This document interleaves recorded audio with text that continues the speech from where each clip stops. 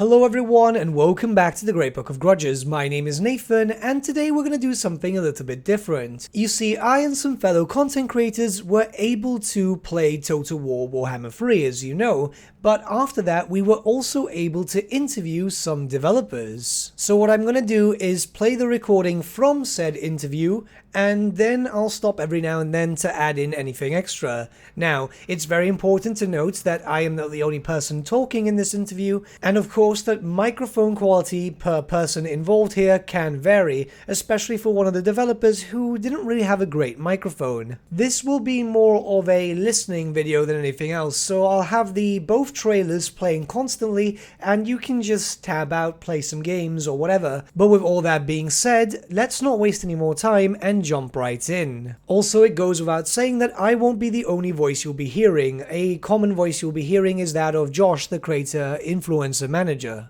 So I'm happy to just jump into taking questions from you guys. If you want to start typing in the chat, if you have a question, or type your question out, and we can just start rolling through those. First off, I know you said you don't want to talk about the campaign, but I just want to check that the battle that we just played, it's something that your army from campaign would have influence over. It's it's like a quest battle, right? Yeah, basically the idea behind these battles is that they're going to take place at pivotal points within the wider campaign and are part of the wider campaign's narrative. So yeah, the sandbox is at the core of any Total War game, and the part of that is making your own army and taking that into battle and finding out what works for you, discovering all the mechanics of your faction and discovering the mechanics of the faction you're up against. And obviously, with the asymmetry between factions that we've embraced within this series, that's an important part of the whole game experience. So yeah, the battle, the army that you create within the campaign will be the one that you're taking in. I guess wonderful. Just as an extension to that, obviously you can call in reinforcements during this battle. So is that also dictated by withholding some of the troops from your army, or are they additional reinforcements that you can earn, and can you change what you can call into battle in any way? So those are given to you through the campaigns. So if you think of when you start a campaign, each legendary lord has their own campaign specific units. And again, each of these legendary lords are going to have their own lore-specific reinforcement pool to pick from. So, you don't have to recruit them in the campaign or anything. You don't have to buy them anywhere. You'll go to one of these survival battles and you'll have this pool of units readily available for you, so you can purchase them within the battle. But that's where they'll stay. But as Jim said before, your campaign army, goes in there, gets the experience, and does the fight, and comes out and comes back to you in the campaign. Okay, jumping in right here, so we are aware, and this was confirmed already before, that this battle is very much like a quest battle, but it still has the sandbox element. Meaning that if you're going to be making doom stacks by the time that you start triggering these events, well, you can come in with a doom stack. I don't know how well that would perform though, as you're getting constantly swarmed, but we're gonna have to wait and see. From my experience playing the map itself, I think it's probably better if you bring in a more well-rounded army, higher tier units if you're playing in higher difficulties, if difficulty comes into effect here. But I don't know, I think that a lot of single entities might be a bit of a problem. Let's move on to the next questions though. Someone said, I noticed that large units and characters have a wounded state debuff at 50%. What is the thinking behind that? So in Warhammer 1 and 2, I think part of the problem we had was that if you compare, say, a Lord or a single entity unit at half health compared to a multi-entity unit, a swordsman perhaps, when the single entity is at 50% health, it still acts and outputs the same amount of damage that it would do at full health, whereas, an infantry unit with multiple entities is then most likely, at half count entities, so their output's much less. So it's to kind of put them on a level playing field and try and keep them in line with everything else in terms of health percentages. It's just part of the kind of package of things that we're constantly looking at to make the battles more understandable and approachable for players, both our existing players and players who are new to the series. It's, you know, a constant desire to want to kind of streamline the battle process and learning how to play these battles. Me again. Okay, so this is actually quite big. It's a potential big balance change, isn't it? The fact is, single entities are a bit of a problem, and they don't tend to suffer in Warhammer 1 or Warhammer 2, as they stated, but now having a wounded state, well, how is that exactly going to work? Many Doom stacks that people seem to enjoy so much are mostly focused around single entities. It might be that single entity Doom stacks might not be as viable anymore, especially on higher difficulties, though we're gonna have to wait and see, because if you still have access to healing spells, the single entities will not take as much damage. It'll definitely force players to try and play into different styles, but if single entity units have received a bit of a nerf, I really hope that ranged units have too. We're gonna have to wait and see, I guess, so let's carry on with the interviews. Yeah. I noticed that the Winds of Power went way above 30. Is that something you increased for just these battles, or is it just something that's going to be increased overall? So where the survival battles take place in the realm of chaos, you know, it's a place that's full of the winds of magic. So for a survival battle, you have access to, you know, all of the winds of magic. It's unlimited, and it allows you, just to interact with the spells and abilities much more.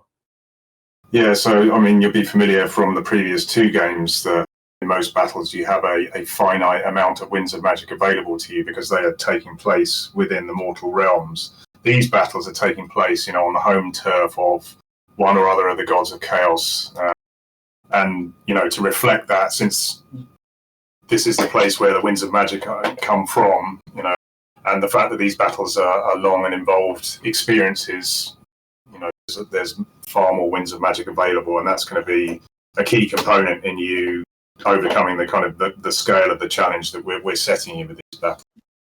Oh yeah, I was thinking more like the actual amount you can use, because that used to be 30, not like the reserve that you could have like 200-300 of.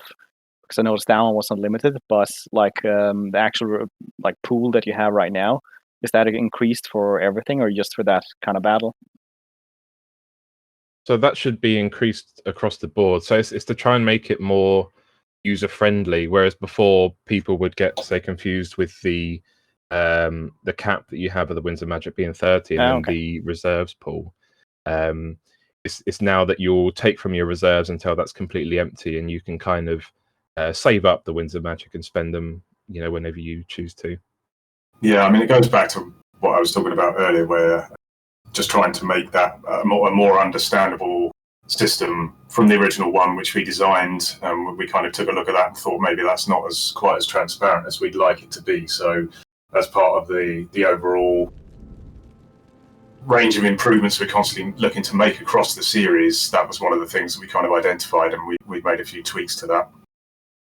Okay, two things here. First, we know that Winds of Magic are going to be pretty much unlimited when it comes to these types of battles, and yeah, we already knew that. But the second thing is actually really interesting. The way I interpret it, at the very least, it seems that you're not going to have the whole cooldown as your Winds of Magic replenish from your reserves. Again, if I'm interpreting this correctly, you're going to be able to just constantly keep casting spells as long as you have spellcasters which can do so, until your reserves actually just finish, which I don't know if I like this idea. I hope I'm wrong here, because that just seems that people can get a bit too trigger happy. You might end up just, well, spending your Winds of Magic in one go. I do like the reserve rate and how it replenishes, though I do understand that a lot of other players don't. We'll have to see how this does end up in game, though. Okoye has said, can I just say, the models look astoundingly good. Are the human models for Kislev carried over assets from Warhammer 2, or are they completely redone from the ground up?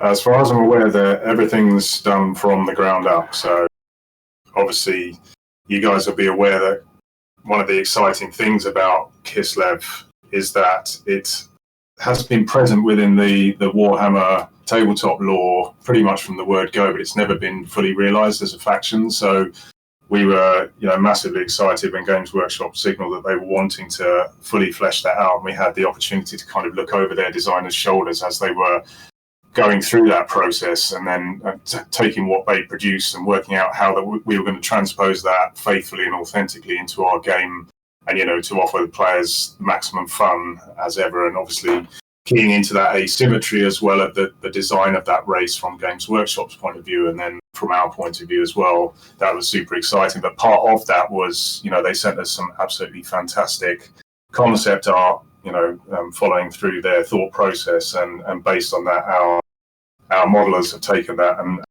faithfully reproduced that in our game. So yeah, I think you'll agree the results are absolutely incredible. My particular favorite is the Elemental Bear. Me again. Okay, so we are aware, and I think this was common knowledge, at least to the tabletop fans, that of course Kislev was confirmed to have a complete rework by Games Workshop. So of course, this new version of Kislev is what was going to make its way into Total War Warhammer. And it's good to see that no assets from Warhammer 1 or Warhammer 2 were reused for this. They've said that they've built this from the ground up, and we're obviously inclined to believe them, as of course, like I said, Kislev got a massive rework visually. If you just go online and search for the old Warhammer Kislev miniatures, you can see a drastic difference. So GW and CA working together with these types of things is obviously boding well, not only as a Total War fan, but as a tabletop fan too. I'm very much waiting for Old World, and this is pretty much like a preview of what we expect the models to look like. And yeah, I'm most likely going to play Kislev for a while at the very least, until my Skaven get a nice little update. Before someone gets angry, I mean on the tabletop, not in Total War. The Skaven are fine as just how they are at the moment. I was just curious. So in Three Kingdoms, we saw that there'd been some tweaks to battle mechanics, in the sense that range units, for example, were able to pivot without you controlling them if they were being flanked, and would continue to shoot. And also single entities like your Lord and stuff, when they were moving through your own units, the units would get out of the way and allow them to move through your own units far more smoothly. Is there a reason that kind of stuff wasn't implemented into Total War Warhammer 3? Well, we have implemented some of the tech from Three Kingdoms into Warhammer 3. I mean, we kind of have to kind of look across the board. This is the third in a trilogy of games, and although we are looking to make constant improvements, we have to kind of evaluate the effect that's going to have across the other games as well. So that was something we decided not to integrate across, but there's a lot of other stuff, graphical improvements with our Warscape engine that are coming across, allowing improvements to lighting and a whole host of other things. So yeah, we do incorporate quite a lot of stuff from other games, but not necessarily across the board. Okay, so it's just you have to pick and choose. No, I totally understand that. Cool. Alright, so yeah, some mechanics from Three Kingdoms would be really, really cool in Total War Warhammer 3, and I understand why not everything was brought back from that game into Warhammer 3. Stuff like range units pivoting and so on would require a lot of animation work, not just for Warhammer 3, but then we have to think about the future when it comes to Warhammer 1 and Warhammer 2 units that would then, or better yet said, should then have the same animation possibilities. But let's jump into the next question, which funny enough is mine, and it's really weird hearing my own voice from an event where I must admit I was kind of nervous to take part in. Thank you very much. Great Book of Grudges. Hey, so just a question regarding melee combat. I've realized that I've seen that there's a bit of more of a focus towards it, of course, because Chaos doesn't have too much range units, but the range units that I was using, even without any upgrades, was still doing a lot of damage. Obviously, I have to take into account that, of course, I was told that the units that we're facing against were a bit weaker because of the scenario.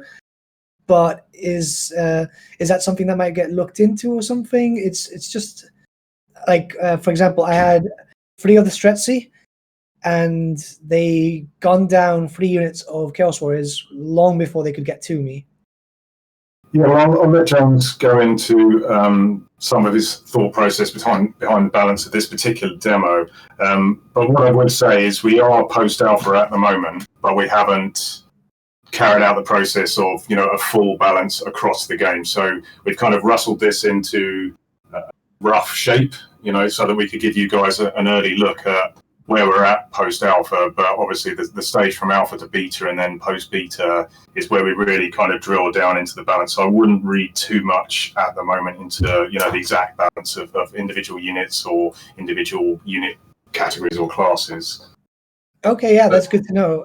It's more of the case because I theme my content around more lore-friendly stuff and tabletop-oriented. Mm-hmm. So I know I'll get a few questions regarding that, but that does help a lot. Thanks. So James, do you want to let the guys know specifically about the balance of this demo?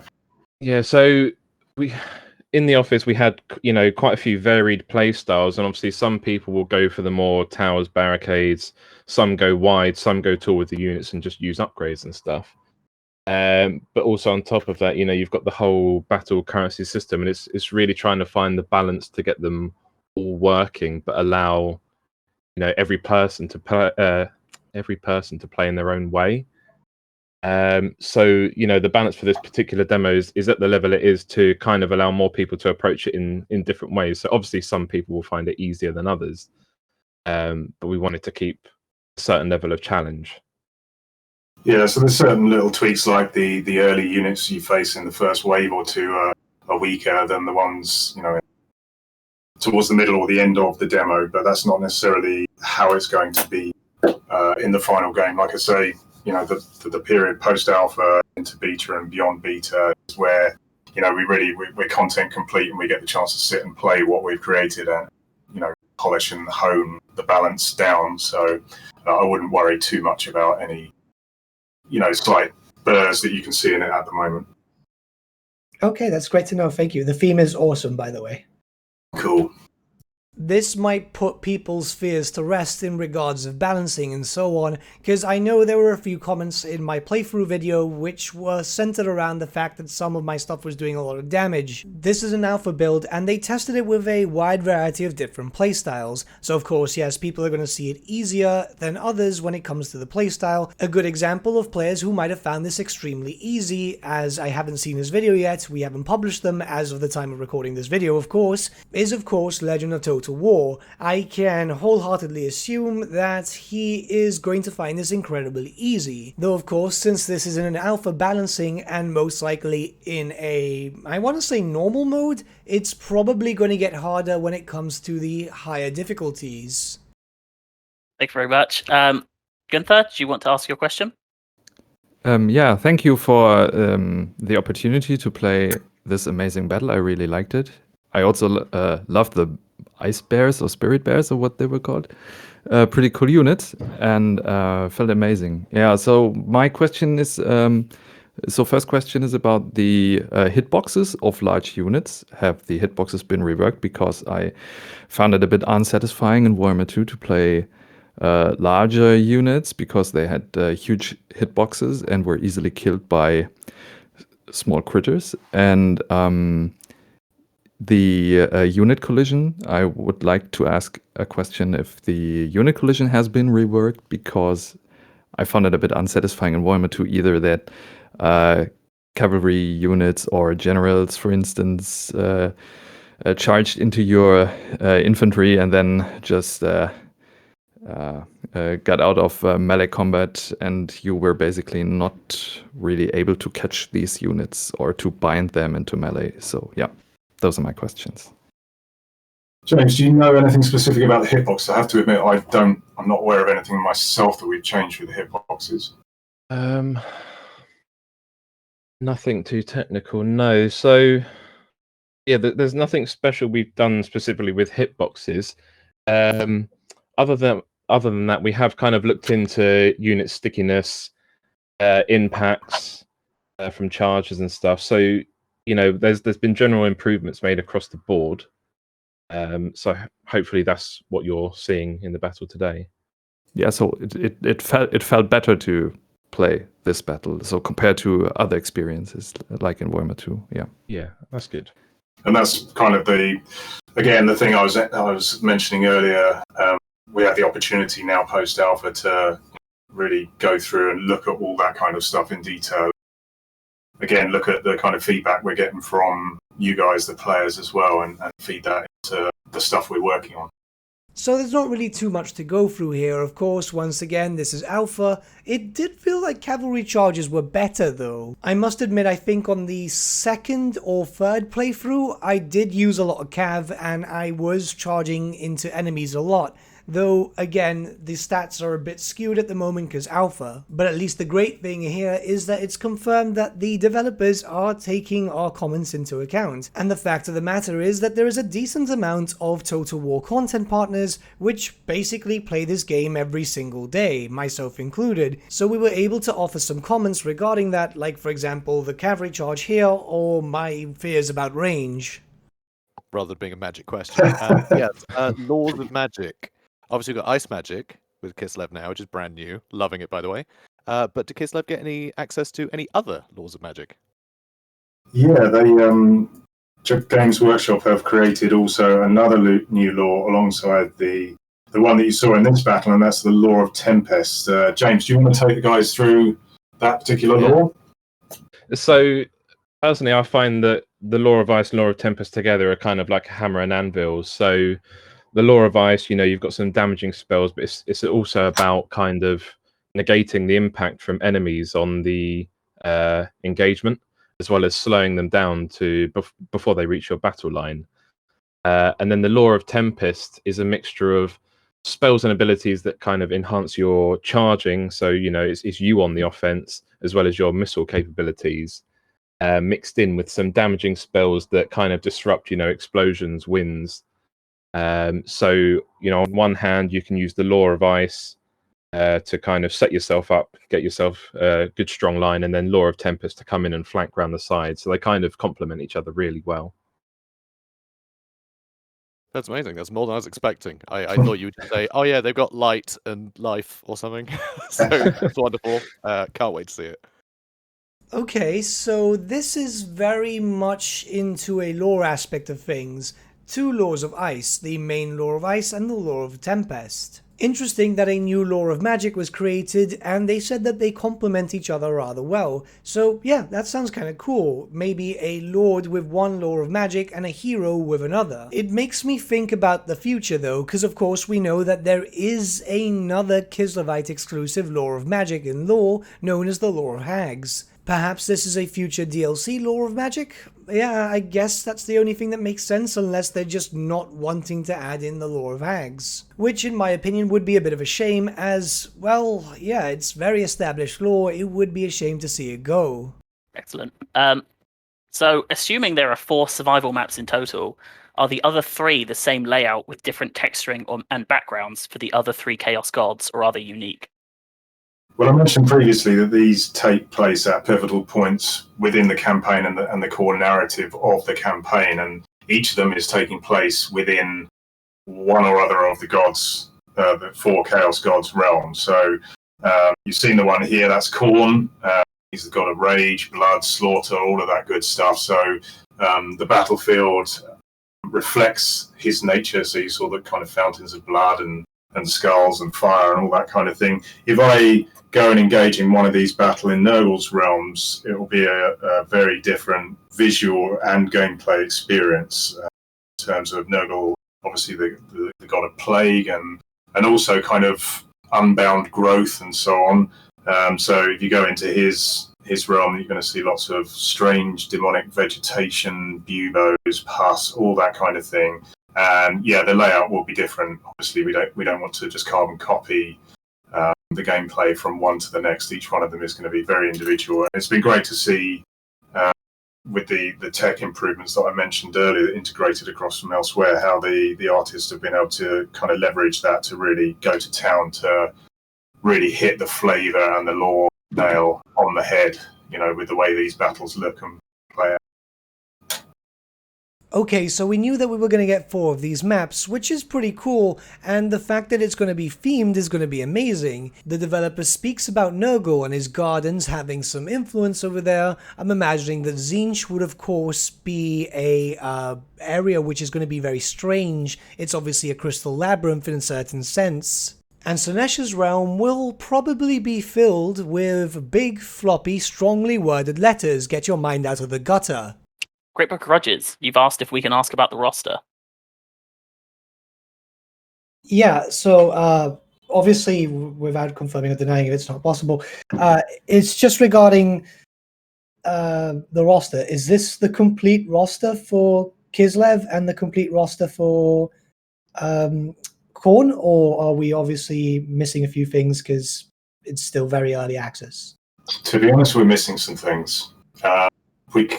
We could have crammed everything in, but we thought that would have been a mistake trying to, you guys trying to get your head around however many units in the Kislev roster, however many units in the Khorne roster, all within the kind of the battle that you've just experienced. So yeah, we've got some other stuff that we'll be talking about later on in our communications. But yeah, there's some super exciting stuff, and then obviously, some of the other factions we haven't even touched on yet. I've mentioned the importance to us of the kind of asymmetry of the feature sets and the rosters, the spell laws, the heroes, all that kind of stuff. There's so much to go into that I think it would be a mistake to try and do everything up front. So we've given you a pretty good flavour of what makes up a Kislev army, but there's definitely some stuff that we've held back, and similarly with the Khorne stuff. Awesome, thank you. This might put people's fears at rest here, as I know some people were thinking that this was the final roster for Khorne and Kislev. So we're currently missing some units, which I assume will be showcased soon enough, but it makes sense of them not giving us everything, as, well, yeah, it takes a while to get to use these units, and we only had a 3-hour event. I believe more or less when it comes to a full roster, when it gets released in a base game, they normally have around 30 units. It would have been way too much to get used to, and definitely not enough time to just look at them all when it comes to an event. I'm hyped out to see what the rest of the roster is, though I can't help but think as to what possible units might be left out for DLC. Hey, so obviously with this map, we saw a massive difference between this map and the kind of maps we've seen in Total War Warhammer 2. With a lot of the maps in Total War Warhammer 2 ultimately being slightly different elevation, a few trees, but basically just a square. There were very few that actually had terrain changes which you could use to your strategic advantage. I just wondered if there was like if what we saw with this map, with how many different choke points there were. Obviously, I don't expect all maps to be having you do to build stuff, but is there a new approach to maps in Total War Warhammer 3 than there was in Total War Warhammer 2? I would say that there are certainly new maps, there are new battle types, battle modes. But any battle that players have played in the first 2 games in the trilogy, all of that good stuff is still there. We're not, throwing the baby out with the bathwater. That stuff is still present. What we're looking to do with this one is go bigger, badder, and better, and not rest on our laurels, as it were. We want to keep adding additional gameplay styles to offer to the player. Obviously, these battles take place within an epic length campaign, and it's easy to keep offering up the same kind of battle experience to players, and your palate becomes jaded after a while. We want people, at 2 a.m. just one more turn thing. If it happens to be a battle during that next turn, we want players to be excited at the prospect of, it's a new battle type here. So certainly we're looking to incorporate new elements within the new battle modes. The old stuff will still be there as well, in support of all of that. So nothing to worry about from either side of the fence. Awesome. Thank you. Again, very important to stress that yes, new battle modes are coming, but the standard battle mode of Total War is always going to stay here. I don't know why during the reveal, a lot of people seem to think that this was the new and only way to go. There might have been some confusion the way Creative Assembly were presenting it, but it's not the case. Don't you worry guys, you're still gonna have your corner camping. Yeah, thank you. I was wondering, I saw the Bloodthirster had like a flying little ability thing. What's it called? Like the passive ability. Like, is that a toggle now for some of those things that they can just toggle if they're going to fly or walk around? So we've got an attribute just to show which units can fly and can't fly, just to kind of make it more readable, more usable for new players. Oh, all right then. I was just hoping for that. Well, thanks for answering the question. Do you have any more questions? I saw you had questions. Just wanted to make sure. Yes, I was wondering more that if like cavalry was buffed now, because we've had like a range meta for Warhammer 2 for a couple of years. So I was just wondering if maybe cavalry was deadlier and stuff like that now, but that might have been just a quest battle. Well, this battle build, since we were fighting weaker stuff as well. But I was noting the cavalry was doing way more than it would have done in Warhammer 2. I think certainly the balance of this particular demo, would have shown the cavalry in their best light. But as I mentioned earlier, we are constantly looking, and particularly in this kind of post-alpha to beta setting, we're looking at all of those kinds of interactions between units. Whether there's anything we could improve from the previous games. About that sort of thing. So yeah, certainly that's one thing that we are looking at. All right, awesome. Then it was just about engine upgrades as well. Like I felt like it was much smoother, but now, like in hindsight, after I wrote it down, obviously you've upgraded it quite a bit. Yeah, I mean, this is the joy of producing these games in a trilogy. We're not stuck back in, I can't even remember what year we did the first game. Was it 2015 or was it before then? But anyway, that's by the by. We are able to incorporate improvements as we go along, both in the big tentpole releases, which this is the final one of, and also through the program of DLC and free DLC that are in support of that. So I mentioned earlier that we managed to incorporate some graphical tech over from the 3K game, which has allowed us to push certain really broad range of graphical improvements. Yeah, that's just part and parcel of that. Nice. I also had one last question, but I'm not sure you can answer this one. Is like these survival battles, can you fight these outside of the, like I assume these survival battles will be in like the Warhammer 3 campaign kind of thing, like Vortex is for Warhammer 2, but will other factions be able to play these as well, or will they only be for the main campaign, so that like maybe you can play it as on the big combined map as well that's going to come out eventually? So you can play these in the front end in both custom and multiplayer battles. So that allows you to kind of pick your own starting roster as well as your own reinforcement pool. So you can mix up your rosters, play whatever style you like, and then you can also do this co-op multiplayer. We've been in the interview for a while here, but that's actually kind of good to know. You can have this on the front end, so you can just play it like a quest battle, but you can also play these special battles with co-op and multiplayer. That's going to be really cool, as I like to play with friends, so this is going to be really, really fun. Okoy, I see your question about siege battles. I answered it in the chat, but I can give you the officially worded answer that I have on this, which is we're really excited to go into more detail on this aspect of battle soon. We can't go into too much detail now, but we have listened to fan feedback and will be implementing some features which will improve all aspects of gameplay. Janet, do you wish to ask your question? I think we're running out of time, but we're also running out of questions, so I'm not too concerned yet.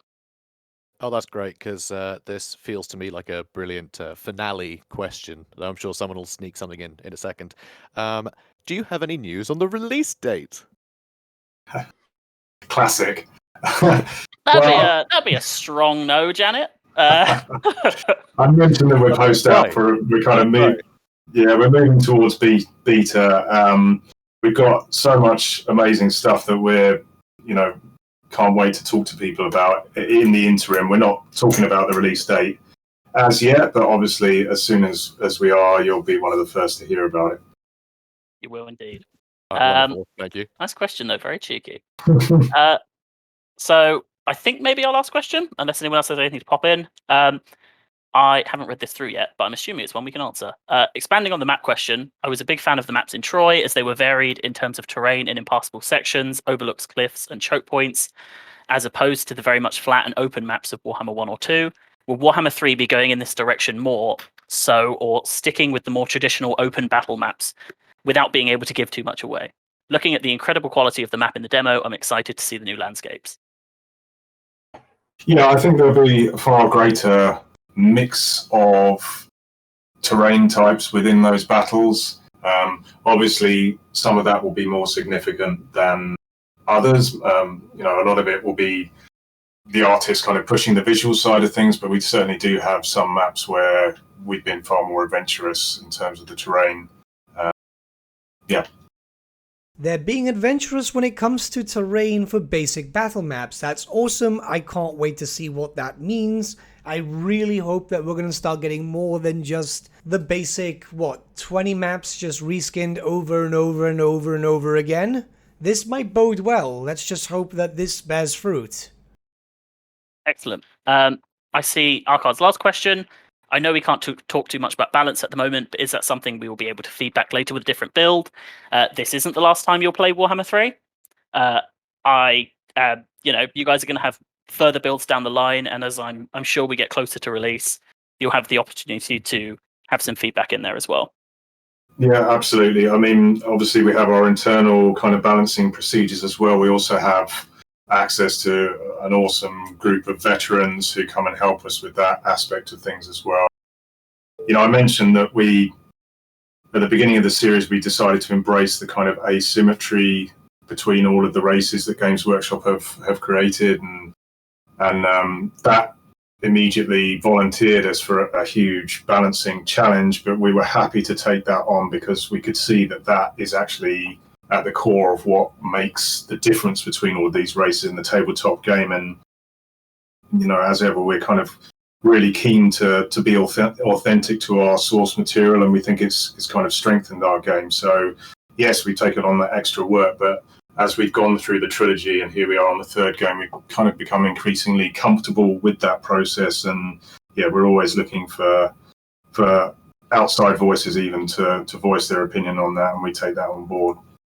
The fact that they're taking some tabletop influence is absolutely great. I know some long-term Total War fans might be a little scared about that, but trust me on this. Total War Warhammer needs a bit more of a tabletop element. You guys like tactical battles, a lot of back and forth and so on, and Warhammer Fantasy had that, especially 6th edition and 8th edition, with 8th edition being the main focus in terms of stuff for Total War Warhammer. Now, we just have to wait and see exactly what they mean by that, but as you are aware, content partners like myself are getting early access through these types of things. Eventually we'll get more builds and so on. I play Warhammer Fantasy Tabletop a lot. I know my armies very, very well. It would be great that if they're going for a tabletop element addition into this game, if they would consult people like myself or even Lore Master of Sotek who know our armies, who know the game back to front, even through a 500-page rulebook, not including all the army books and supplements. Yes, the rulebook was 500 pages. It was absolutely ridiculous, and yeah, granted the book was a lot of bloat, but you get what I mean.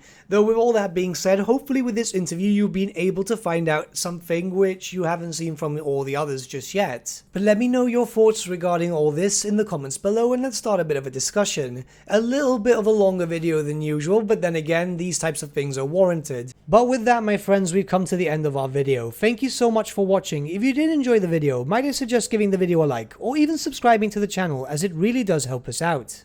In the description section below are various links to different social media platforms such as Facebook, Instagram, and Discord. Also in the description section is an affiliate link with Element Games where you could buy loads of hobby-based products, not just Warhammer, for 10 to 25% off. Making a purchase using that link and also our special code, which is also in the description, supports the channel at no extra cost to you, which we think is rather cool. A big thank you to our patrons. Your support means the world to us. It's amazing that people want to help a small channel like us grow and get to a higher level of content. A big thank you to Gibraltar LUSC, Ryan Bertsche, Andrew Prince, and Okro for subscribing to us at our Fane level. You guys are super cool. And a big thank you to Edward Yule, VS Vasan, Aaron Whitman, and Shaggy for subscribing to us at our King level. Honestly, we can't thank you all enough. And lastly, a big thank you to all of you for liking, sharing, and commenting on these videos. Honestly, it's because of you guys that the channel's been growing at such a great pace lately, so we can't thank you all enough. But with that, my friends, thank you so much for watching once again, and we shall see you all again very, very soon.